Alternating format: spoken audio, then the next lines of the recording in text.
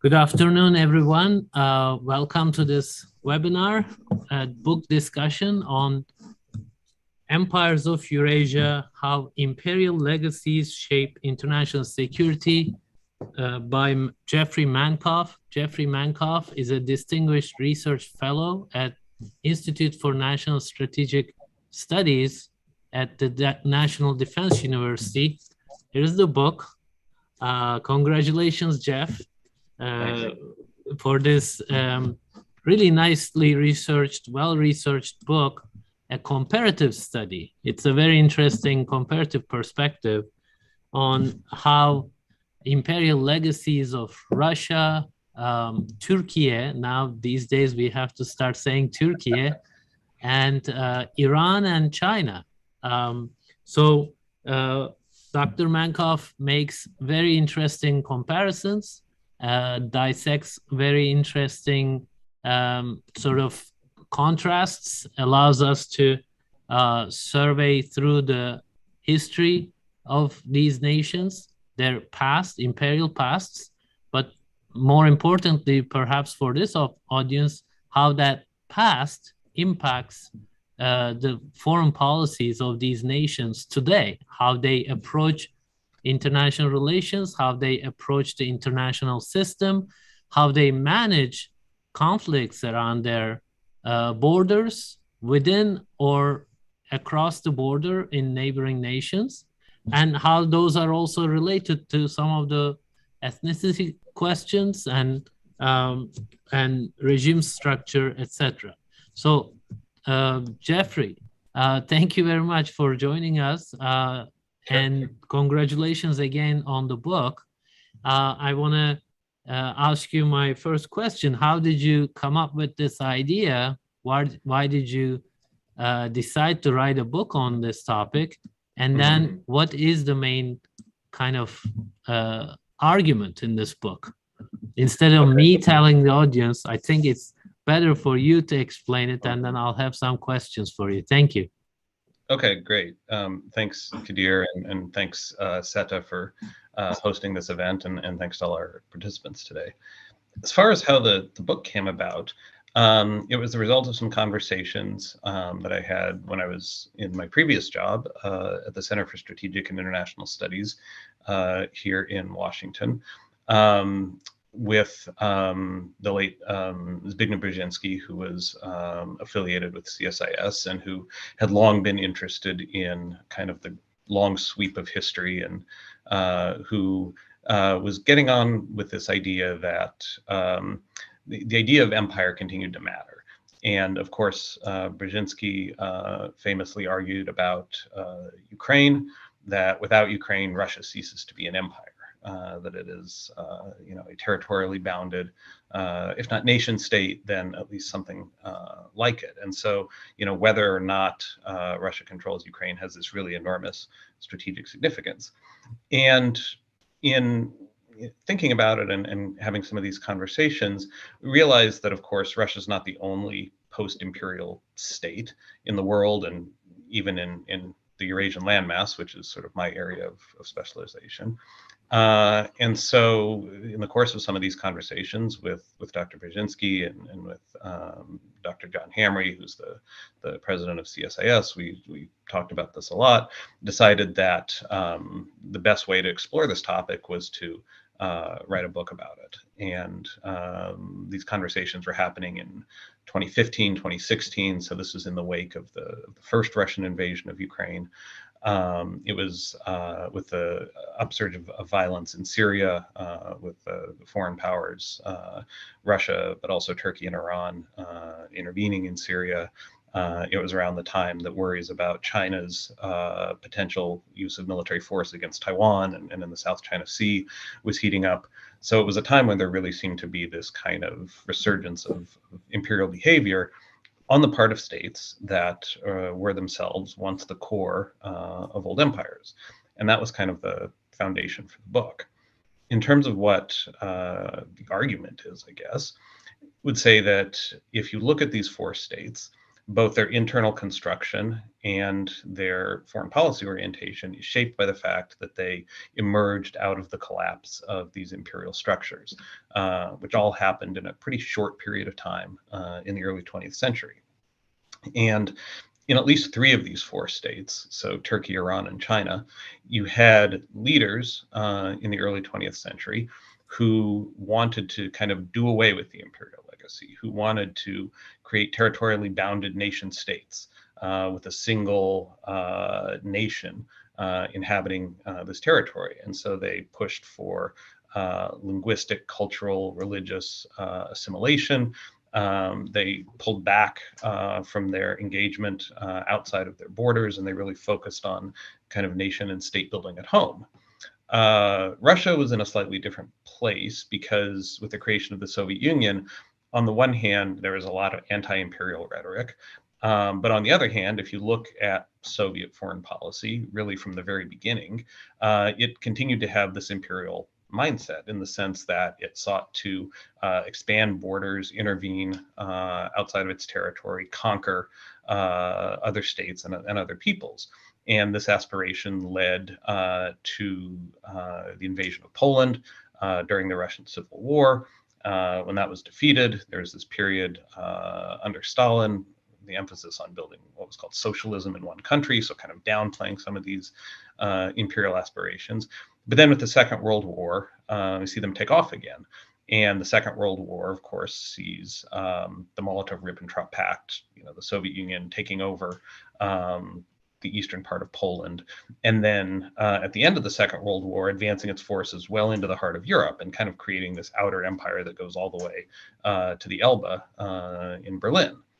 And it was only, when the Soviet Union finally collapsed in the period, from 1989 to 1991, that it begins pulling back, first from this outer empire in Eastern Europe, and then a lot of the inner empire kind of breaks up as well. When you have the independence of states like Ukraine and Georgia and the Baltic states. Even with that, though, Russia remains in a lot of ways shaped by its imperial past. If you look at the ethnic and territorial makeup of the Russian Federation, you can see this. It's kind of a patchwork where you have these ethnic autonomies in places like Tatarstan, Tuva, not to mention the North Caucasus, and the relationship of power in the center to these sort of peripheral regions is kind of layered and ever shifting. And moreover, the loss of territory outside the borders of the Russian Federation was not accepted as permanent or legitimate by a large part of the Russian elite, which was a product of this imperial system.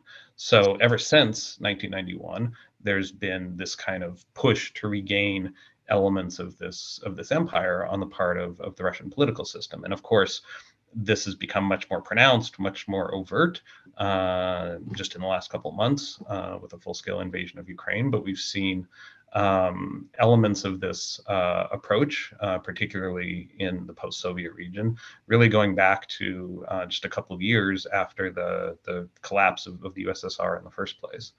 And then again, it's not just Russia, but you see kind of similar activities happening in China, in China, Turkey, and Iran. And we can go through kind of the different cases if there's interest in that. I don't want to take too much time going through them.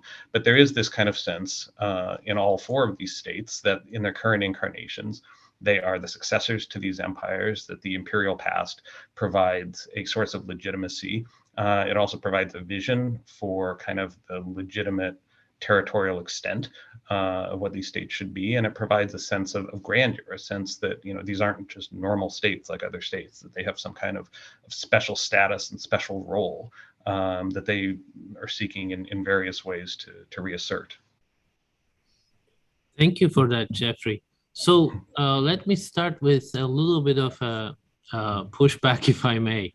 So while, yeah, I take the point that all these 4 countries have imperial legacies, and in their foreign policies, you're able to trace that really nicely. But isn't it still couched within the nation state framework? Like, is that a kind of contradiction in your mind, or is it a complementary thing? Or a lot of arguments had been made about Turkey and neo-Ottomanism and return of sort of imperial vision, etc., for instance, and for other countries too. But every time these countries take great sort of caution to ensure that whatever they're doing is within that nation state sort of legitimacy realm. They will, participate in international organizations, the United Nations, etc. So their relationships that they develop with these neighboring states are often legitimized, justified, or kind of made clear in terms of the existing international system that you mentioned in the book, the rules-based order, right? Of course, Russia's invasion of Ukraine is an obvious contradiction to this, but even then, Russia will, couch it in terms of like a military operation, etc. So why do they care that this is somehow, couched or legitimized through that international system? Is that why is that happening? Yeah. So, I don't think you can ignore the last century of history, right? The old empires collapsed, and they were replaced by something else, and that something else is these kind of mixed systems that have bits of the imperial past kind of written into their DNA, but which are operating, particularly since 1945, in a world that is shaped around and that vests legitimacy in this idea of nation states. And that's kind of the challenge here. And one of the arguments I make in the book is that part of the reason that these four countries, particularly three of them, China, Iran, and Russia, are revisionist powers, is precisely because they're a bad fit for this system that's based on nation states. Now, because that is the system, because that is kind of how legitimacy is constituted in the modern era, they can't openly subvert it. They can't openly say, we don't believe in the idea of nation states. What they can do is act in ways that are not consonant with the existence of that system. And there is this kind of weird paradox, and this kind of gets to the question of historical memory in these states, because they aspire to the status and, in some cases, the borders of the old empires. But the way that they discuss those empires is very much through a kind of nation state or nationalist prism. This is probably clearest when it comes to China, actually, because the CCP, the Chinese government, considers the borders of the old Qing Empire that collapsed in 1911, with the exception maybe of Mongolia, which is kind of a complicated case, as being the legitimate frontiers, if you will, not necessarily borders, but frontiers, and there's a difference, of modern China. But the difference is that the Qing, like all of these other Eurasian empires, was heterogeneous, right? The Qing ruling elite wasn't ethnically Chinese. They were ethnically Manchu. And they focused on the region known as Manchuria, which no longer really exists. It's been kind of integrated into the fabric of the Chinese state as their homeland, and they maintain a distinct kind of ruling strategy in Manchuria, in Mongolia, in Tibet, in the region that we call now Xinjiang, and then in kind of what sometimes it's called China proper. And so they managed to hold all of these territories together by ruling in very different fashions in all of them. And over the course of the 19th century, there was this push to kind of consolidate and sinicize their strategies for rule. And that was one of the things that drove rebellions in some of these areas, which affected, to a greater or lesser degree of success, broke away when the Qing collapses in 1911. So today, when you have Chinese nationalists who talk about sort of restoring the Qing borders, they're not talking about restoring that kind of heterogeneous rule, right? They're not talking about, kind of ruling through the institution of the Dalai Lama in Tibet, let's say, right? They're talking about creating a Chinese nation state within the borders of the old empire. And you see this to varying degrees in the other states that are covered in the book as well. Mhm. And there is this kind of contradiction to it. It's like they want, as it were, the best of both worlds, right? They want the status and the size of the empires, but they don't want all the complexity and all of the compromises that ruling that kind of a territory went along with. Thank you. So, if this is a return of an age of empire, like you say at the beginning of the book, and you say that this presents challenges for the quote-unquote rules-based international order that is promoted by the United States. Again, how do you conceive of U.S. role, the global role? Some would argue U.S. is an imperial now, right? Not imperialist in the sense, but it's an empire through, alliances, through economic influence, through, military installations all around the globe, with its own perhaps backyard near abroad. So all these things you talk about, these four major powers, just to be the devil's advocate, I can argue the same thing for the United States. Would you say in that framework, can I say, so the empire of now is up against these imperial legacies of these other four nations? How would you kind of contrast these nations with imperial pasts, and their foreign policies are shaped by that, not determined? I think you were careful with that word. It's shaped by that, but at the same time, there is an international system sort of promoted, brokered by the United States that claims to be a rules-based international order. Yeah. Well, look, I don't think that you can deny that the United States has played an imperial role at large portions of its history. Westward expansion, the eradication of Native American culture, the conquest of Hawaii and the Pacific Islands. I mean, all of these look very much like what traditional empires do. The historian Daniel Immerwahr has a book called How to Hide an Empire, and it's kind of an imperial history of American foreign policy. And it's a story that the United States and American scholars don't necessarily like to talk about, but it's very much there. I think when it comes to the rules-based international order, and I should say that is not a term that I use in the book. At least I think I maybe use it once in scare quotes. Yeah.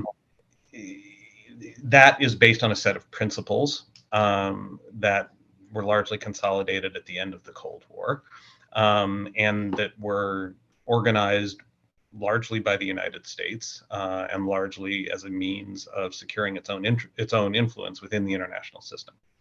And that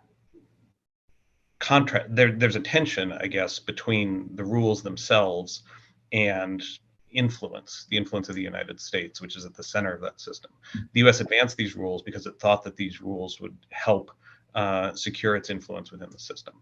But of course, that isn't always the case. And sometimes securing influence means going against these rules.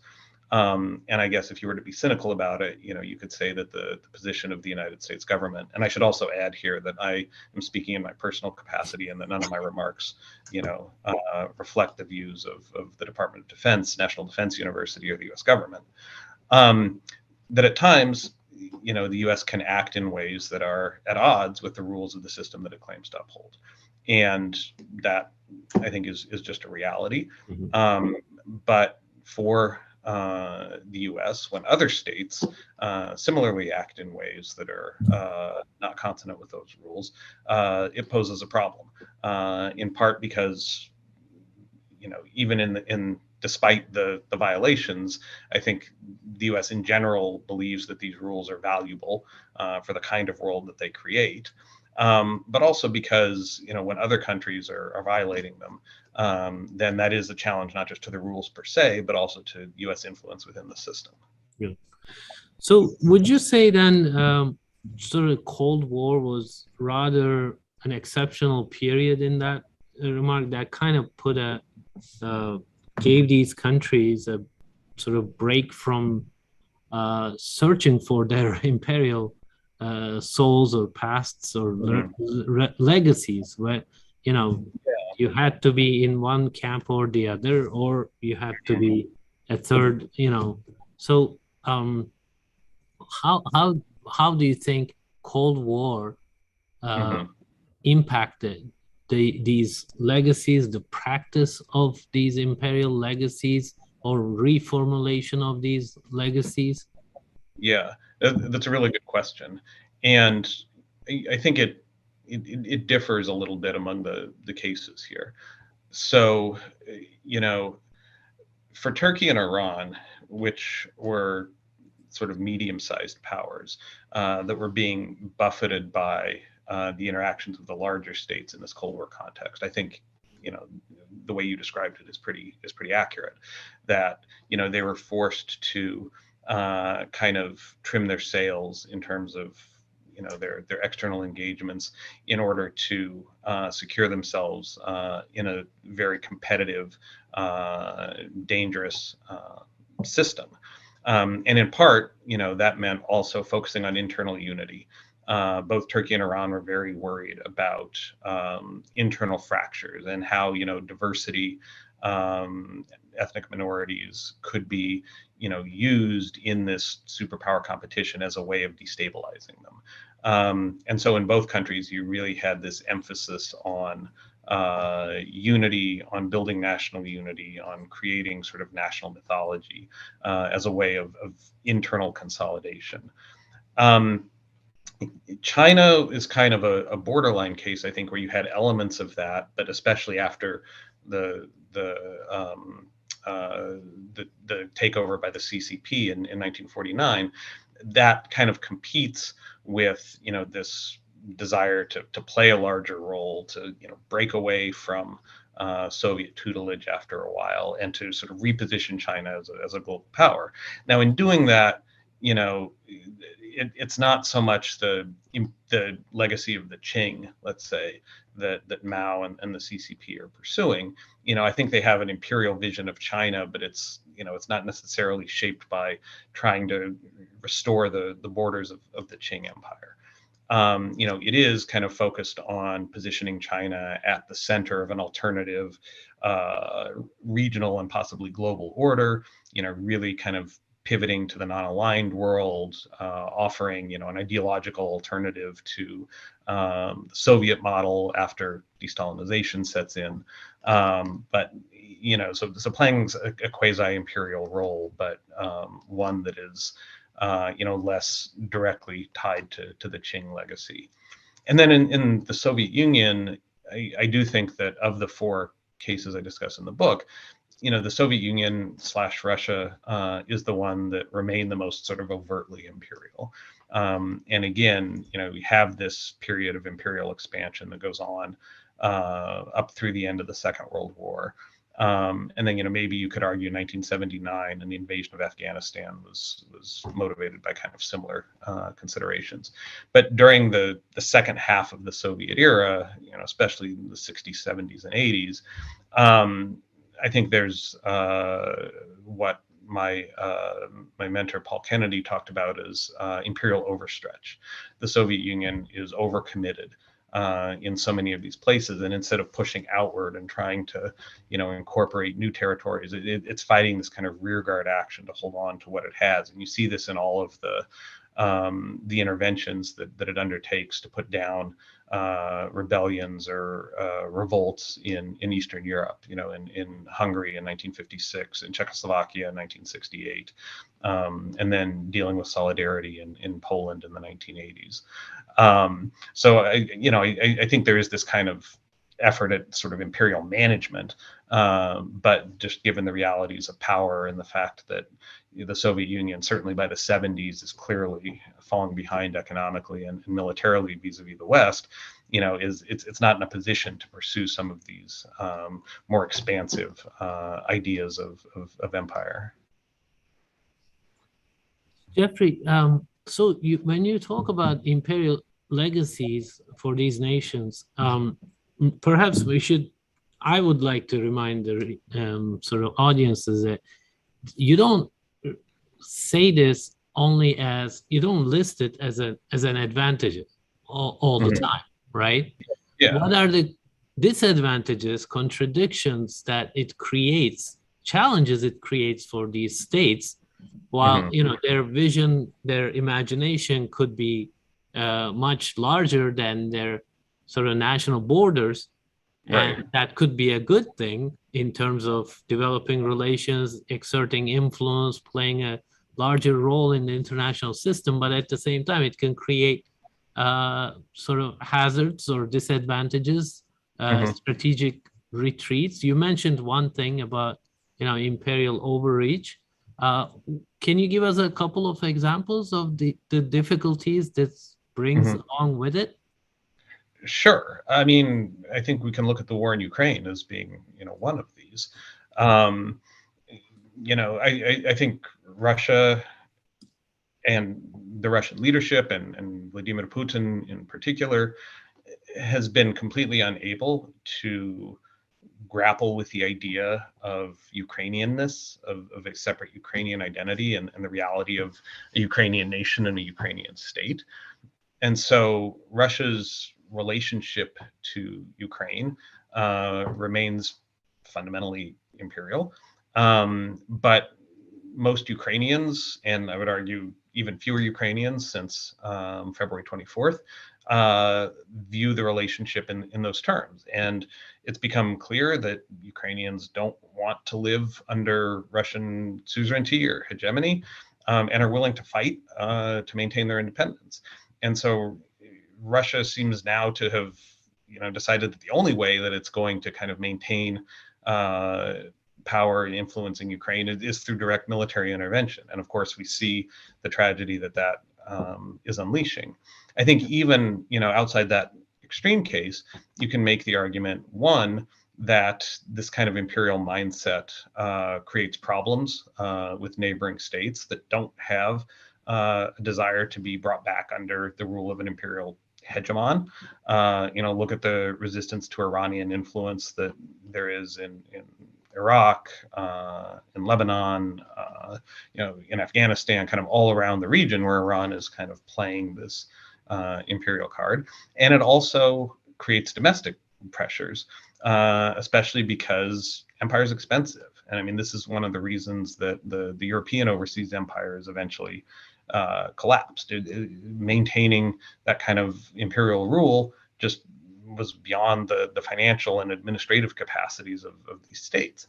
And I think that Iran and Russia especially are figuring that out now. And the standard of living in both countries is not improving. And in Russia, since the sanctions were imposed more recently, it's declining pretty precipitously.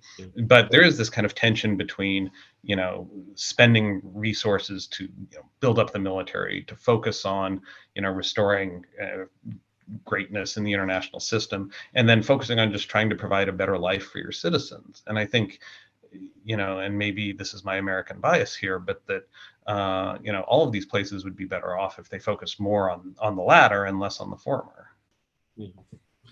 Thank you. I want to ask you, we have some questions from the audience. Before I turn to them, I just have, it's a very interesting book, by the way. Again, everybody should buy it and read it.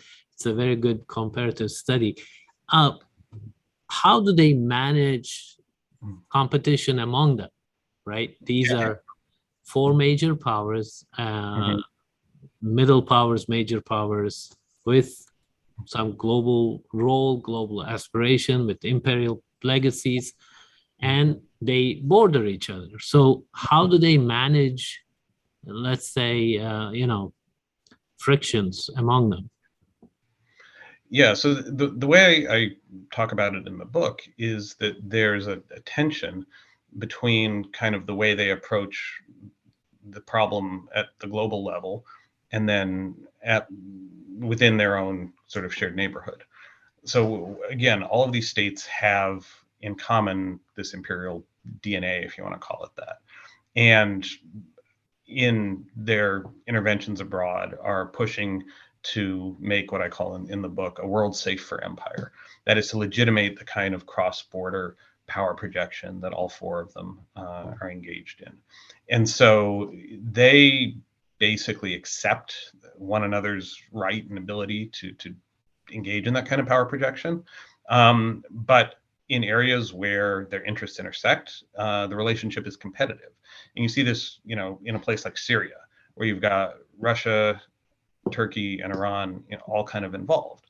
And you have this very complicated dance that goes on among the three of them. On the one hand, Russia and Iran are aligned, and yet they're rivals. Russia coordinates with the Israelis to carry out strikes against Iranian targets in Syria, even though Russia and Iran have been on the same side of this conflict really since it began. Turkey's on the opposite side, or it was, in the beginning at least, but nevertheless, and I should say, has engaged in direct conflict with both Russian and Iranian assets, most notably with Russia. In February 2020, there was a Russian airstrike that killed 30 plus Turkish soldiers in the vicinity of Idlib. But nevertheless, you have this mechanism, the Astana framework, where Russian, Turkish, and Iranian officials, going up to the very highest level, engage in these regular consultations to try and manage their interactions in Syria. And in doing that, they're engaged in a very classically imperial kind of bargaining where, there are trade-offs and spheres of influence and, informal rules of the game that all of them adhere to. So all of them kind of accept the principle that the others are going to be there and that they, have, if not a right, then the reality is that they're going to be there. And they're trying to work on that basis. Even if the relationship among them on the ground remains competitive, which is different from how, say, the United States views it, which is they would like for all of the foreign powers to get out. Okay. Thanks for that. I think it was interesting, you described these various moments of relationships between these countries in the South Caucasus, for example, in the Balkans, when there are these competing imperial legacies in some ways. And I asked you about my. I have notes here that I want to ask you about these shatter zones you talk about, and these could be inside the border or across the border, and we are seeing that all around. Can you talk about that a bit when you talk about these shatter zones and how that plays into this? I mean, what it can tell us also for the near future, or I don't want you to try to predict, but these zones of conflict, they we tend to take it as anomaly. We try to solve it right away, but you see a more systematic thing going on under this concept of shatter zone. That's how I read it. Yeah, so I borrowed this concept of shatter zones from a historian named Alfred Reber, who talks about the competition for influence in the Eurasian borderlands as being kind of this enduring feature of international relations in this space. And I think if you look at the patterns, he's largely right about that. And it's the same, areas at the interstices between these imperial cores that have been the focal point for competition among them, and where there's frequently been, instability of various kinds, rebellions, wars, and the like. And, there were periods where you had sort of consolidated imperial control where there was less of this. So the South Caucasus was, a rather violent region for much of its history because it was at the intersection of the Ottoman and the Persian and the Russian empires. And, that lasted up through the First World War. And then, with the consolidation of Soviet control, that kind of violence, died down. It's sparked up again during the Second World War, and Stalin deported, the Chechens and many of the other populations of the Caucasus to Central Asia. At the end of the war, again, Soviet control kind of returns, and you've got this heavy hand that is keeping a lid on, to mix metaphors. But then with the collapse of the Soviet Union, this region kind of reemerges as a shatter zone where you have multiple interests competing for influence, including domestic actors of various kinds. You have Chechen separatists, you have various nationalist movements in other parts of the North Caucasus. You have separatists in regions like Abkhazia, which is legally part of Georgia. And then, these local conflicts are overlaid by the strategic competition between the larger imperial powers. So, you've got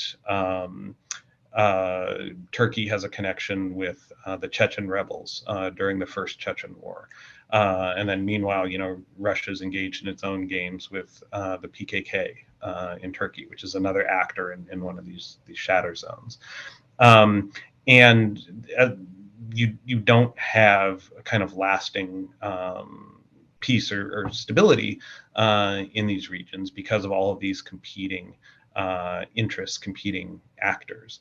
I would argue that the expansion of NATO and the European Union was largely predicated on the idea of trying to bring peace and stability in what had historically been one of these shatter zones in Eastern Europe and the Balkans.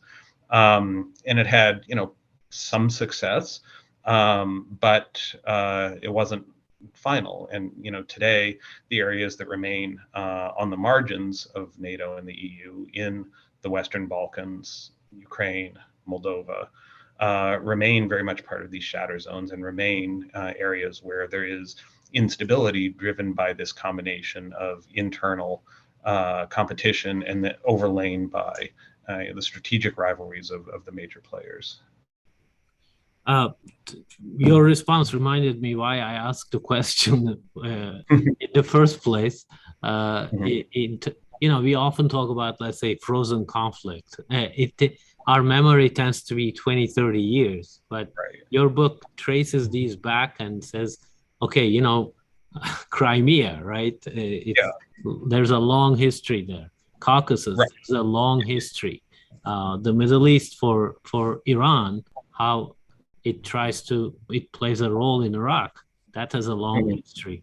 So I took it as a historian. I really enjoyed those reminders.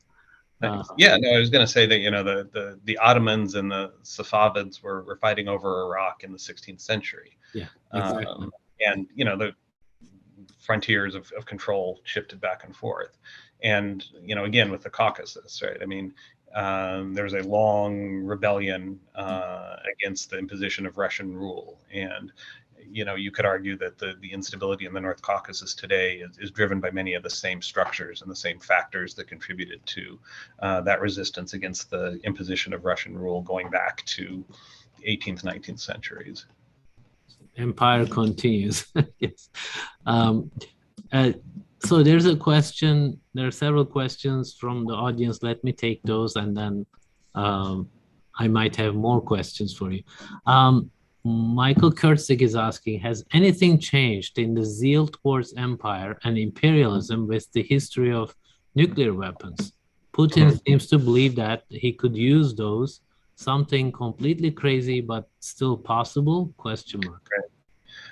Yeah, that's an interesting question.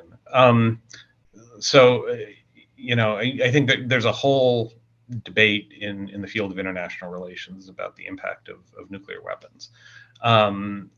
And you have one group of scholars that say major power war is not possible in the modern world because of nuclear weapons, and the recognition on all sides that any conflict between major powers, between nuclear armed powers, has the risk of escalating to nuclear exchange, and therefore rational leaders are not going to engage in it. There's another group that talks about something called the stability-instability paradox, which is this idea that because there's this recognition that conflict can escalate to nuclear war, and that because the consequences of nuclear war would be so devastating, major powers are not going to use nuclear weapons. And therefore, they're free to fight below the nuclear threshold because they know that it would be crazy for the other side to escalate to nuclear use. Fortunately, we haven't had a lot of data to test either of these hypotheses because there hasn't been much major power war since 1945. Now, one of the reasons I think the war in Ukraine is so dangerous is because it is, in a lot of ways, a direct clash between major nuclear armed powers. So far, you have the army of one nuclear armed power directly involved, and you have other nuclear armed powers, the United States, Britain, and France, very openly supporting a rival power. And I think, if you read what's coming out of the Kremlin, the belief in Moscow is that Russia can engage in this nakedly imperial war of conquest because it's protected by its nuclear arsenal. Because Russia knows that Russia can effectively deter military intervention on the part of the Western powers.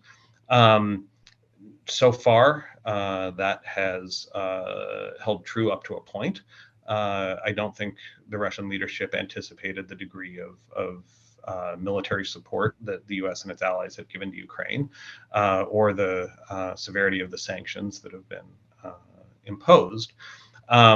So far, I think the belief in Moscow is still that this war can be won through conventional means. The longer the conflict goes on, I think the less likely that becomes.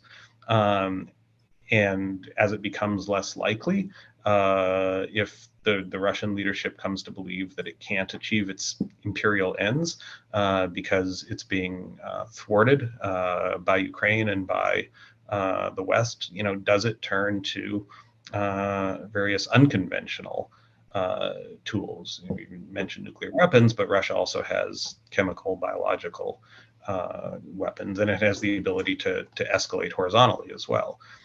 So this is a very dangerous conflict.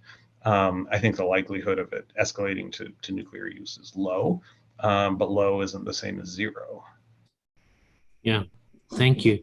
There's another question. Do you also see religious imperialism as part of the new order? For example, Iran's aim at a Shia crescent from Tehran to Beirut and to Gaza and further, and world terrorism, it says. Yeah. So, thanks for the question. If you read the book, I talk about this a lot with Iran, because, I think that the driving force behind Iran's kind of imperial vision is, I should say, behind the imperial vision of the Islamic Republic of Iran, is, a kind of politicized version of Shiism, associated above all with Ayatollah Khomeini, and that it is through religious institutions, religious networks, that Iran is seeking to project power outside of its borders. And so on the one hand, yes, Iran provides support for Sunni groups, particularly those that are focused on fighting Israel. But the emphasis is very sectarian. And the focus for Iranian power projection abroad is really Shiite parties and militias, of which Hezbollah is the most notable. But Hezbollah is also kind of a model for what Iran seeks to establish elsewhere among Shiite populations, and kind of melding these Shiite populations together into a single what you might call a political imaginary, so that people, think of themselves as being Shiite, and in thinking of themselves as being Shiite, associate themselves with the outlook and the political objectives of Tehran. It's been quite successful. Iran is by far the weakest of the four powers that I cover, and yet in a lot of ways it has succeeded in entrenching itself outside its borders in a number of different places through its patronage and support for these kind of Shiite organizations. With the other three states, I think you see the religious factor playing varying roles. Certainly in Russia, the Russian Orthodox Church has become a pillar of Putin's sort of imperial vision. It is, I should say, an imperial church in the sense that it doesn't confine itself to the borders of the Russian Federation. Its so-called canonical territory extends beyond Russia. One of the big milestones in Ukraine's development as an independent state and separation from Russia was the creation of a separate Ukrainian Orthodox Church, which was granted canonical status by the Ecumenical Patriarch only in 2018. But this struggle over whether the Ukrainian sort of Orthodox milieu is part of this Russian world or not is very much a piece of this struggle. At the same time, the Russian Orthodox Church and various oligarchs and media properties affiliated with it have been really instrumental in propagating a vision of so-called so-called traditional values, which are designed to resonate not only among Orthodox populations in Russia and the former Soviet space, but to some degree in the West and in the global South as well. So you have, the Russian Orthodox Church playing a big role in movements like the World Council of Families, which is, one of these groups that's designed to bring together sort of right-wing Christian organizations from a variety of backgrounds and sort of get them on the same page with Russia's vision of the world. Thank you, Jeff. I think, the Iran discussion was very good, and there's a moment there right after the revolution, Khomeini takes great pains to make sure that they don't come across as Iranian nationalists or Shia imperialism, etc. But you kind of point out that the war with Iraq kind of starts pushing them to go back to imperial legacy in many ways, I guess. So one question is, it says, Eurasian nation states have been composite empires for extended periods.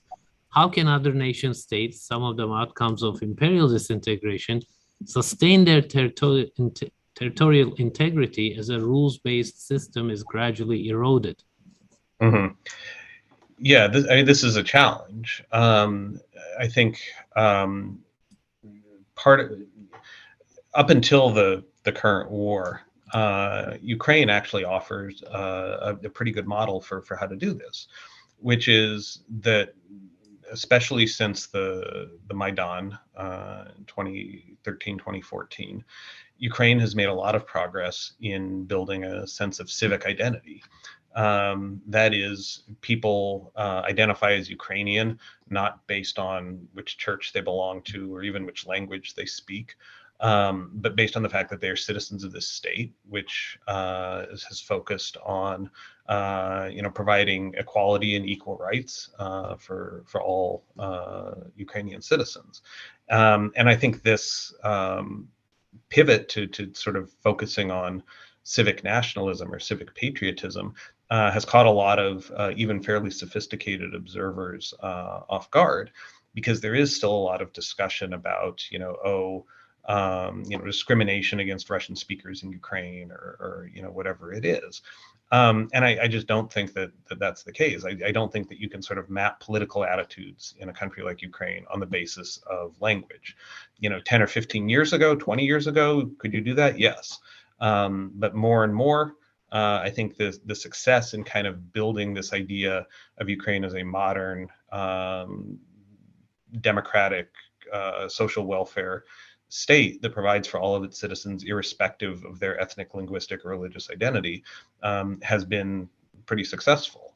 That is not necessarily easy to do. I think in all countries, there are ethnic or religious or linguistic fissures that political entrepreneurs can seize on as a path to seeking power. This is what Slobodan Milosevic did in Yugoslavia, sort of recognized that he could mobilize Serbian grievance as a way to advance his own political fortunes. And of course, we see how that process ended. I think you see it with the rise of white nationalism in the United States and in some European countries. So it's a challenge, and I think even in long-established democracies, it's not easy to build and sort of reinforce this idea of civic patriotism. But I think it's the best bet that vulnerable countries like Ukraine and others have at securing themselves from both internal fracture and external intervention. Your response again reminded me of two things from your book. One is the instance where, Ukrainian portions of the Ukrainian army in Crimea kind of switches sides, defects. And then you have Russian-speaking Ukrainian citizens who are fighting against Russia. So in terms of national loyalties and the feeling of belonging, I guess, that's not an assured thing for either a nation state or an imperial project. Identities are fluid, and I think the way that people think about themselves and think about their community, where they belong, changes over time. If you look at Eastern Europe is a great example of this, because the borders have shifted so many times over the course of the 20th century. A single town can be part of a different state, every few years. I mean, take Lviv, for instance, right? I mean, Lviv has 4 different names, right? It is Lemberg, it was Lviv, it was Lvov, and now it's Lviv. And that's because of the fact that the borders kept shifting, and the city was in, all of these different states at different times. And, the shifting of borders, especially during war, often meant ethnic cleansing. It meant people were expelled. But for a lot of people, the people who were able to stay, right, you or maybe your children at least can kind of adapt. They can sort of shift how they think about themselves. And there's this, I think scholars have kind of, moved beyond the idea that ethnic identities are fixed, but there is this assumption that exists. And I think journalists are often guilty of propagating this idea that, ethnic identities are permanent and unchanging, and that they're this sort of biological thing, when in fact they're not, and they're very much the product of political contingencies and how people choose to think about themselves. Jeffrey, it's a very rich book. Again, Empires of Eurasia. I want to ask you one last question. So, in the literature for a while, it was like, don't forget nationalism. There's rise of nationalism. Nation states are important, and Westphalian, system. And then now we're also, this has been a debate for a while, like the return of empires. We have to pay attention to imperial legacies, etc. How do you reconcile those? Maybe we can end with the Turkey example. A country like you mentioned in the book, Iran, Turkey, China made these clear decisions to go for a nation state, And Hmm. Russia has, it has always resembled much more of an empire, uh, Hmm. even in the Cold War. And then you mentioned actually that, the Soviets, how they treated their ethnicities, actually enabled those identities, the Ukrainian identity, and others, perhaps approach nation state, national conceptions of identity. But uh, again, going back to the Turkey example, here you have the demise of an empire, and then out of that, a nation state emerges. And now, according to your book, your analysis, its foreign policy is shaped by its imperial legacy imagination. How would you reconcile like the nation states and imperial legacies? Neither of, we can't say one is done. It's time Right. is, history is not, you know, is not finished on that front. Well, history's never finished. What's that? History's never finished. No, I meant like the history of nation states or history of empires. We are not able to say that, okay, we are not going to see empires anymore, right? According to, so, sorry, I made this too long, but how do you reconcile those competing structures? Yeah, well, I think building nation states was a project that really began in the 19th century and then accelerated in the 20th century. But it, in a lot of places, was never a completed project.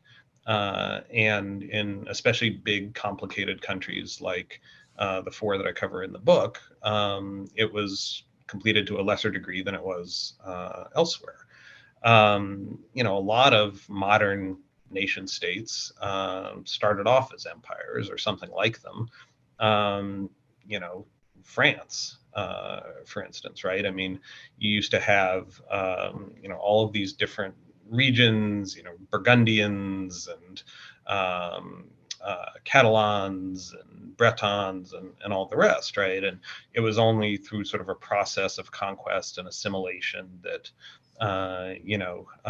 peasants were turned into Frenchmen, as the historian Eugen Weber put it. You had a similar process, a similar project that was undertaken by leaders like Ataturk and by the Pahlavi Shahs in Iran, and they made some progress in this direction. I mean, if you take Turkey today, right? I mean, the population is very heavily Muslim, heavily Turkish speaking, in a way that Ottoman Anatolia was not. But at the same time, that process was never completed. And I think especially in the Turkish case, because you had a significant subset of the population that kind of rejected the legitimacy of the whole nation state project and kind of aspired to recover what was lost with the collapse of the empire. That process, it kind of ebbed and flowed. And in the 21st century, groups that have that sort of grew out of the part of Turkish society that fought with the establishment of the nation state have been more influential. And there's been a greater emphasis on recovering some of these subsumed imperial legacies. So you have both of these things there in the mix, and how they balance and how they interact with one another, I think, changes over time. Jeffrey, I said last question, but there's an audience question. Would you take 30 seconds, perhaps, very quickly? How does Central Asia's own historical memory interact with the nostalgic recollections of the surrounding imperial powers you discuss in the book? Is there conflict between Central Asians' nostalgia for Bukhara or Timur, or are the identities compatible?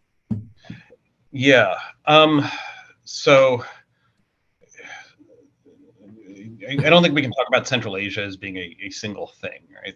There's lots of populations and states and groups in Central Asia that I think have their own trajectories and their own histories. The legacy of Timur and sort of how that gets operationalized in the modern world is super, super complicated. Timur has become kind of the avatar of Uzbek identity. This was a particular project of former President Karimov, who made Timur out to be kind of the the founder of Uzbek identity. He was nothing of the like, right? I mean, he was a conqueror who the language he spoke was actually more like Kazakh than Uzbek. So it's, I think these nation states try to take this imperial past and shoehorn it into something smaller and more homogenous than the reality was. It was the same thing I was talking about before with China, where there's this idea that we should regather these territories that were part of the Qing, but we want to shoehorn them into the idea of a Chinese nation state. And I think with under Karimov, with the kind of cult of Timur in Uzbekistan, it was kind of a similar thing. Yeah.